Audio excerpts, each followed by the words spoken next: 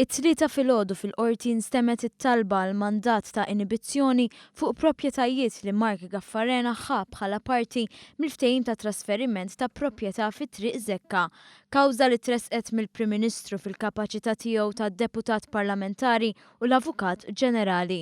Il-kawża bdiet wara r-rapport tal-Awditur Ġenerali skont kif wiegħed il-Prim Ministru.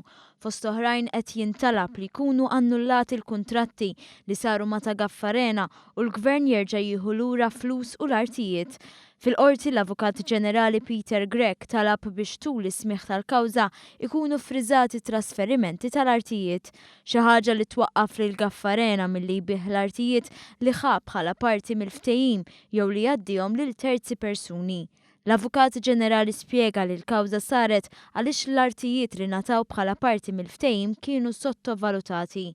L-ewwel seduta ta' smigħ tal-każ saret quddiem l-imħallef Joseph R. Mikallef, però s-seduti li jmiss se jsiru quddiem l-imħallef Anna Felice. L-imħallef għandu sal-21 ta' Frar biex jiddeċiedi dwar it-talba tal-Avukat Ġenerali biex jinħareġ il-mandat.